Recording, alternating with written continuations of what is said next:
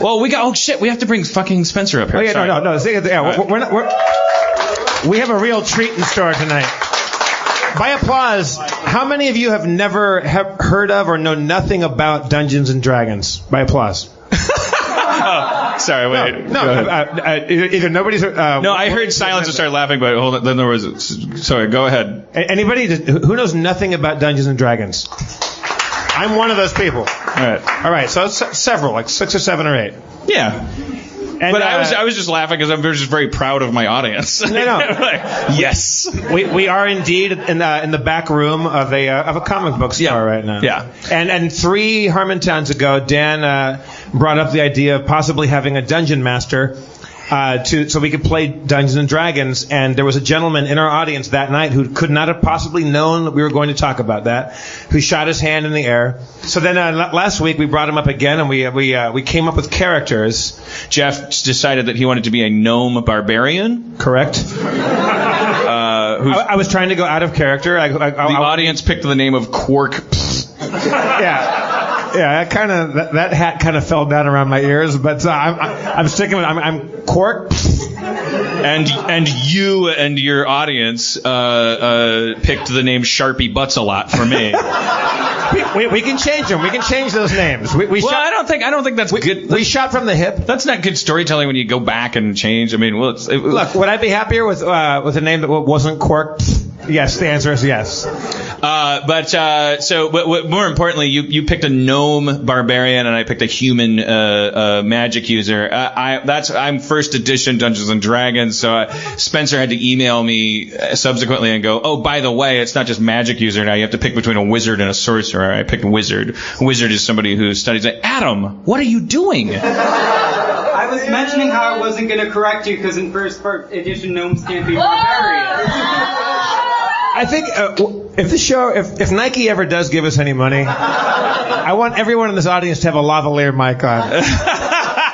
And the world's biggest soundboard. Yeah, there definitely needs to be just like roving drones that can just like mic people. If someone from Nerd Mail, we need to area mic this audience more because there's too much good shit happening. Adam, how could you not think I heard you? You're not watching Breaking Bad. I'm 2 feet from you. He's talking. He was trying to help, Dan. You're sticking up for just a fundamental vagrant. Look, I don't know much about being a barbarian dwarf, but I'm pretty sure he would stand up for this guy. All right. Well, now, obviously, since we're arguing about Dungeons and Dragons, which is ratings dynamite. Let's bring the star of this Walker, Texas Ranger show up. Spencer, come on up here.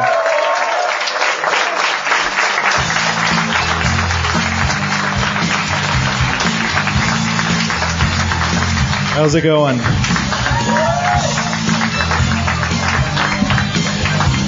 Thank you for coming back, Spencer, and thank you in advance for the work you've done since Friday. Do we have to start with this? Did you hear what was going on down here? Have you met Adam, by the way? Yeah. No, I haven't. What? No, Was that insincere to you? Well, I'm genuinely enthused. There's a huge. Is there a weird force field up here where everybody feels like people are coming after him? No, there's just a lot of people coming after the people on stage.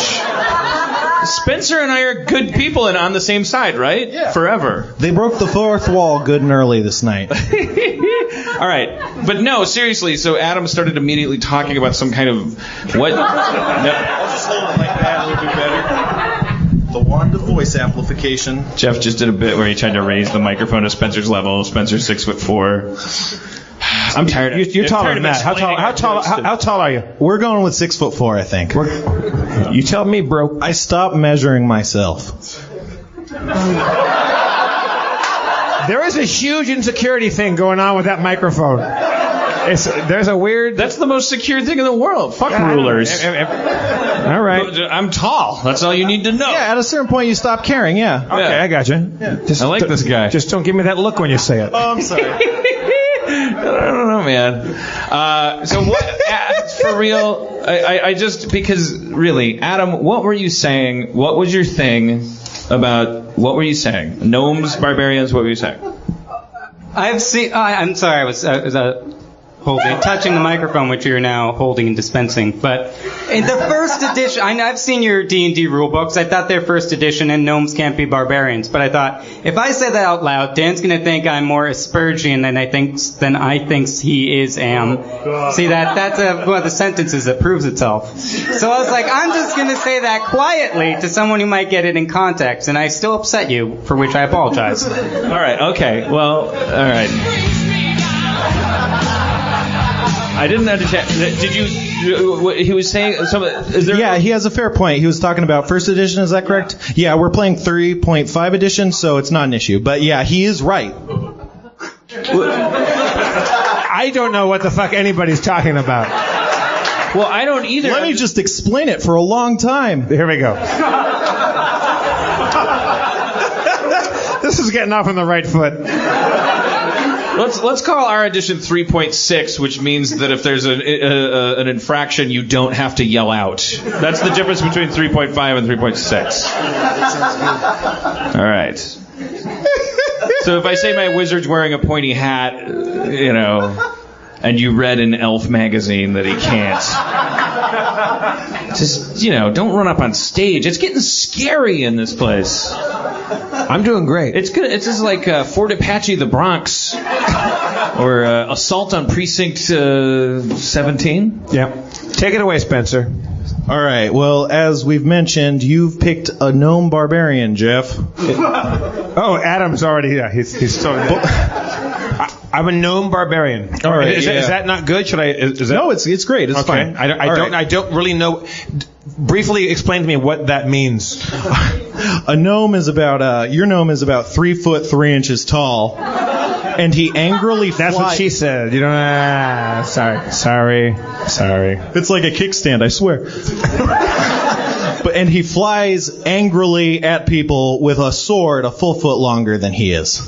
No shit? Yeah. All right, we're back in business. Sorry, I'm 3'3". I got a 4'3" sword. It's slanted. That's what she said. Should I stop saying that's what she said? Is that going to happen a lot? I think that happens 8 times per game in Dungeons and Dragons. So. All right. Okay, so I fly angrily at people with a sword a foot longer than my body. Yeah. All right. I wrote you a backstory. Do you want to hear your backstory? Fucking yes. All right. Well, let me just start it off. Quark stands tall for a gnome, a full 3 foot 3 inches. When he was growing up, he was picked on by the local hooligans who insulted his ragged clothes and admittedly lackluster mental faculties on a regular basis. That is until one day he snapped in a gnome-on-gnome scuffle, biting the ear off the ringleader of the local gang, the Cactus Bunch, after they had taken his prized bandana. It was his first taste of blood. It would not be his last. All right, that's. Look, I love that. I love that a lot. As much as I hate gnome-on-gnome violence, I still. When will it stop? But that's hopefully at the Grammys. I love that. But the thing is, as you said that, Spencer, I have a perfect visual image of who that character is. All right, great. And so, yeah, he hits stuff with a sword. That's about it, Yeah, well, we'll get there. Yeah, no, he gets better. Is there still, as of 3.5, is it just a list of like those attributes, like strength, intelligence, wisdom, all that stuff? Yeah, there's the class features. Mostly it's attributes, feats, and skills. But yeah, there's some stuff. I thought maybe you'd just read down Jeff's attributes, just the main ones. Oh, yeah, no problem. He's got a strength 16. Out of how many? 10 is considered average. Like 18 is like the pinnacle of human achievement. So 16 like giant monsters. 16 is well above average. You'd be like a bodybuilder. Thank you. In the real world. Dexterity is 14, which is above average, but not like super amazing. Constitution is 17, which is really strong. That's he can take a beating and keep on eating. Also, he can drink people under the table. Well, You got that right. He's got a 12 intelligence, which is still kind of smart for someone who's a barbarian. But he's got 11 wisdom, which means he has no common sense. I gave him a 17 charisma because he's got a dashing smile and a winning sense of humor. Aww. That's not you. That's just the character. Yeah, well. You're the boss, Spencer. Thank you very much. All right. Moving on to Sharpie Butts a Lot. All right. Sharpie Butts-a-Lot is a tall, dark-haired wizard in what is unmistakably a periwinkle terry cloth bathrobe. Sharpie was born to a maiden doomed to life imprisonment in the High Tower of Penitence. Life was hard growing up in a prison, but he started to read and learn magic at a young age. He eventually cast Featherfall on himself and fell safely out of the tower and began adventuring. Yeah. All right. First level. That's as far as your story goes. Absolutely. We just started. Yeah, you start to build the legend now. And believe me, the name Sharpie Butts-a-Lot will be feared throughout the realm. What about my attributes? What do I got here? All right, you got a 9 strength, which is still decent for your average layperson. I couldn't do a pull-up in grade school. You might still be able to, yeah. A 14 dexterity, which is the same as Jeff's. What's his shoe tying ability? That's he's got 3 ranks and shoe tying. You guys. Don't team up with him, Spencer. Don't break my heart. I can't help it. I will never ask you to team up with me, but don't team up with him. I'll try. 16 Constitution, which is still really strong. You can take some hits and drink a lot also. You can take some hits and eat some shits. That's my first time, man. It's my first time. So I'm just trying to have a good time over here. I'm a barbarian gnome. so proud of we have a weird sense of humor, man. All right. You got a 15 wisdom, which means you're reasonably wise and you have a cool head on your shoulders. I missed 18 intelligence. Sorry about that. That's your main stat. You're really smart. Yeah. Typecasting. These were rolled randomly. Oh, these are random rolls. Yeah, kind of. Yeah. Like I rolled them randomly and then assigned them to the stats that fit the classes. So he didn't have an 18 strength and not be able to cast any spells. Yeah. Right. That's normal. That's just good dungeon master stuff. Well, it's good character creation. Yeah, exactly. And 11 charisma, which is above average, but you're not going to be winning any beauty contest. You're no Bill Pullman.